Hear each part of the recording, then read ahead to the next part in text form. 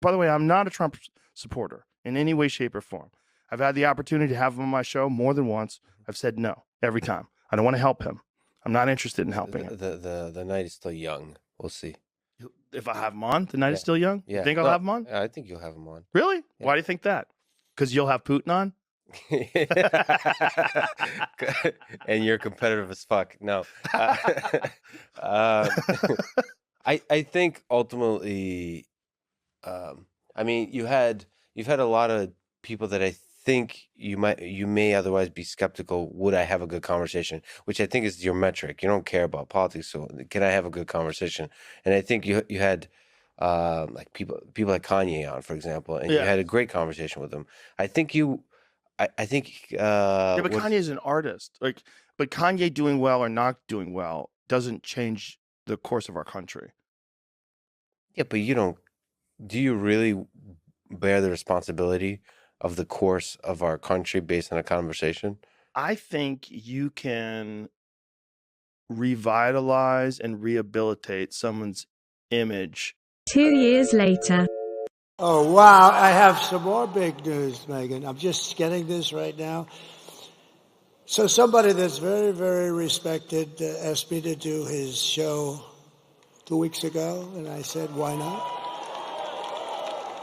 And to me, it's very big because he's the biggest there is, I guess, in that world by far. Somebody said the biggest beyond anybody in a long time. And his name is Joe Rogan, and he's never done this before.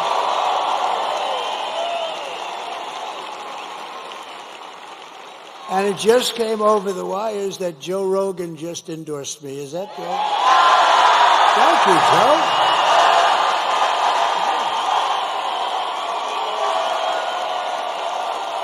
That's so nice. And he doesn't do that. He doesn't do that stuff. And he tends to be a little bit more liberal than some of the people in this room. No, I had a lot of fun, and he was amazing, and it was a 3-hour interview. In fact, I was 2 hours late for a rally that we had. I had explained that a little bit, and it was cold out that night. We flew, but we had to make it. We were more than 2 hours late, and they understood. I said, I just was interviewed by a very interesting guy, and he just kept going on. They called it a long form, and it could have gone a lot longer, but he was great. And he's not a person that does endorsements, but he did an endorsement. So I just want to thank Joe Rogan. That's fantastic. Boy, oh boy, oh boy, oh boy, oh boy. We got to talk about President Trump getting what I believe is probably one of his most important endorsements of the presidential campaign season, which is from Joe Rogan. Okay, the day before the election, Joe Rogan went from, well, I really don't like Trump that much, I don't want him on my podcast, to having Trump on his podcast and now endorsing Trump, giving a full-throated endorsement to President Trump. After this podcast interview with Elon Musk, in which Elon Musk made a compelling but very simple case to Joe Rogan in regards to why is it that Trump must be elected, because if he's not elected, then we are effed. Well, I'll say it again, man. I think this is the last election. If Trump doesn't win, this is the last election. I think you're right. Yeah. I think you're right. I think people, and a lot of people are waking up and realize that have been lifelong Democrats. Guys like Bill Ackman, guys like Chamath. Yeah, exactly. Tulsi Gabbard switched over to the Republicans. Like, there's a lot of people who their whole life they've been left-wing, and they realize, like, I can't do this anymore. You and I used to be Democrats. Yeah. So. Yeah. Yeah. It's nuts. It's nuts, man. And if the Dems win this election, they will legalize enough illegals to turn the swing states, and everywhere will be like California. There will be no escape. That is so insane. This is the final. This is it. This is the last chance. Has anybody tried to push back? And I just want to, go out and vote. Vote like your life depends on it. Vote like your future depends on it, because it does. This is the last chance, man. This is what we're hoping for with this election. This is what we're hoping for with the future, is that people can see we are on a bad path, and something can be done right now, and it might be the only moment in history where this is possible. Because if they do, lock the country down and make it so that voting is kind of bullshit. You're Yeah. only voting for primaries, Exactly. and the people that they put in the primaries, they're controlling that in the first place. Yep. You don't really have democracy anymore. You don't really have choice. Exactly. You don't really have freedom. That's right. Yeah, I think freedom is fundamentally at stake in the election tomorrow, and we'll know. I think we'll know by the end of the day tomorrow. I don't think it's going to take.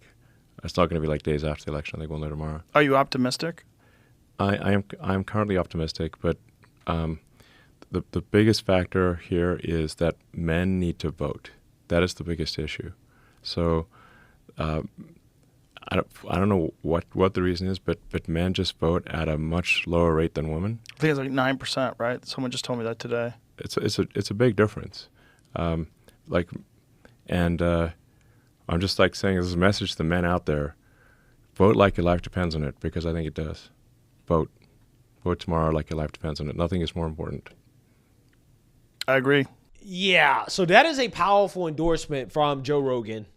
And I think a lot of that has to do with Elon Musk. I think a lot of it has to do with these guys that Joe Rogan probably knows pretty well. Okay. I mean, they talked about guys like Chamath and David Sachs and also Tulsi Gabbard. A lot of people who have decided that, you know what, I'm going to come over to the Republican side because of Trump, because Republicans, at least right now, we're on the right side of history, right? I mean, this election really is about freedom, right? It really is. And we're not talking about it in an exaggerated way like Democrats are talking about. It's going to be the end of democracy if Trump wins. Okay, again, that is a complete and total exaggeration.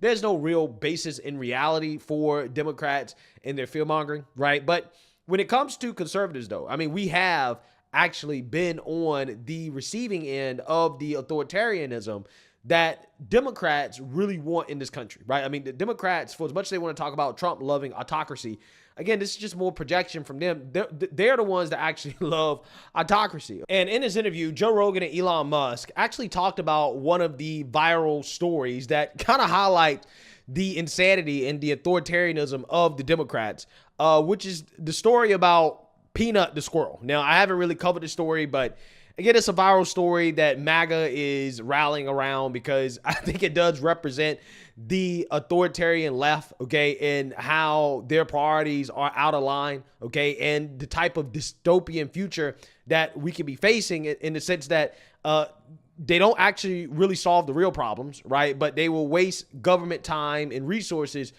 going into people's houses and killing their pets, right? Which is what happened in this story that has galvanized a lot of people in this country and reminded them of how crazy the authoritarian left actually is. Take a look. Somebody killed your squirrel. Yeah, You're John inclined. Wick. Yeah. The fucking squirrel thing is bananas. Yeah, That squirrel thing in the New squirrel York? thing.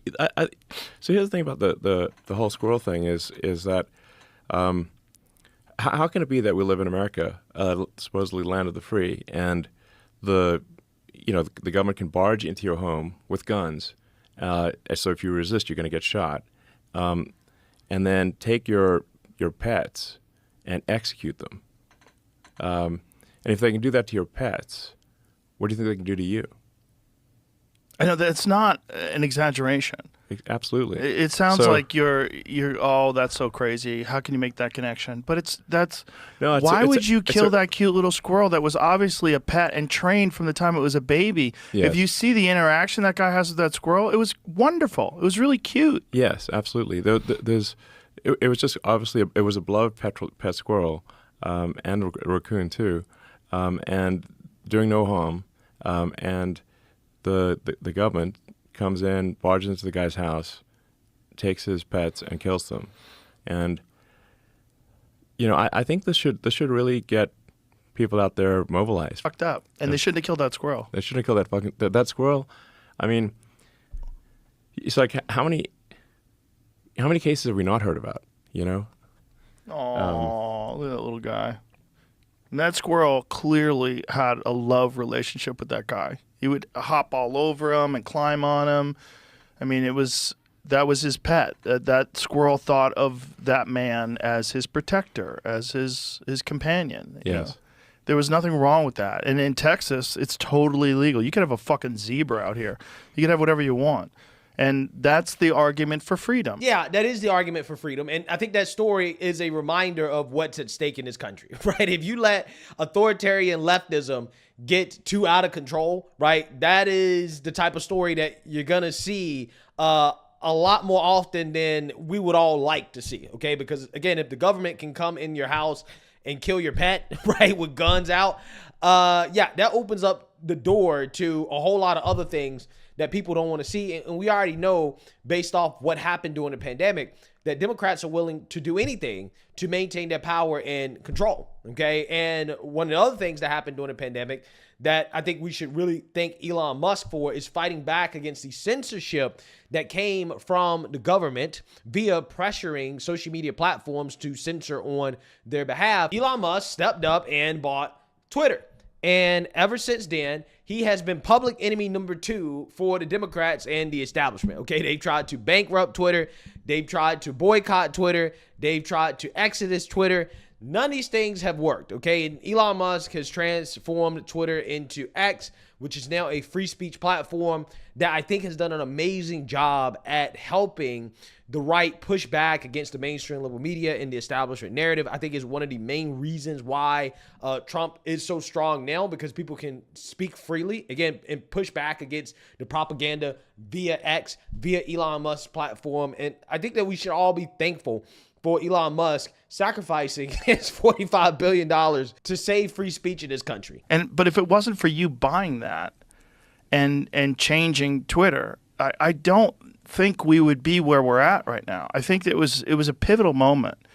I think historically, when people look back on it, it's going to be a pivotal moment in this very bizarre fight for the freedom of information. Yeah. Well, I mean, at the time I said, I think, look, I think this is existential to the United States. It's existential to democracy, because if you don't have freedom of speech, you don't have democracy. Okay, because if you don't have freedom of speech, people cannot make an informed vote. If they're just being fed propaganda, and there's no freedom of speech, democracy is an illusion. So freedom of speech is the bedrock of democracy. That's why freedom of speech is the First Amendment. Once you lose freedom of speech, you lose democracy. Game over. That's why I bought Twitter. Yeah, and that is why the Democrats are against free speech, is because they hate democracy, right? That's the honest to God truth. The Democrats do not want the people to decide anything. This is why they go out of their way to subvert democracy, even in their own primaries. And we've seen them do this over the years. And they're still so upset with Elon Musk for standing up for free speech that they are calling to punish Elon Musk if Kamala Harris wins by having the government essentially take away all their contracts from his amazing companies like Tesla and SpaceX. Even if Trump doesn't win, the Defense Department and NASA are going to need a new arrangement for all their rockets and for all the multi-billion-dollar contracts Elon Musk's companies have with the U.S. government. The U.S. government is going to have to either, unwind from all of those contracts, or Elon Musk's companies are going to have to unwind from him. This is an untenable reality in national security terms, now that we know what we know about Elon Musk. And I think, again, it's time to really show the Democrats that their authoritarian regime will not be tolerated in this country, and that people are going to stand up and push back against this. And I think that's what this election really is about more than anything, okay? Reining in the excesses of the left, whether it be the authoritarianism or the identity politics or out of control spending or these foreign wars, the left-wing lunacy when it comes to their assault on crime policies, which have allowed destruction and chaos in these liberal cities, the border being wide open, things like that. Again, that is what this election really is about, okay? It's about common sense and sane people versus people who don't have common sense and aren't very rational or sane, right? I mean, that's what this election comes down to. And, I think, as Elon Musk said, it's going to take men. Men are going to have to step up and to vote in droves tomorrow on election day, especially young men, in order to take our country back. That is what has to happen, right? It has to happen in order to win. And that's why this endorsement from Joe Rogan is so important. I know it's late in the game. I wish he would have done this earlier. However, better late than never. However, never late is better, right? We still have election day. Hopefully, young men are inspired by Joe Rogan to go out there and to vote for Trump. If they weren't already inspired to do so, hopefully this gets them out off the couch. I'm not sure how much of effect this will have, but regardless, I do appreciate Joe Rogan and his endorsement. I am just hoping and praying that the greatest American comeback story in American history ends the right way, which is with men stepping up and saving this country and helping President Trump take back the White House. So let me know what you guys think. Make sure you like, comment, and subscribe. Most importantly, share a Black conservative perspective. Peace.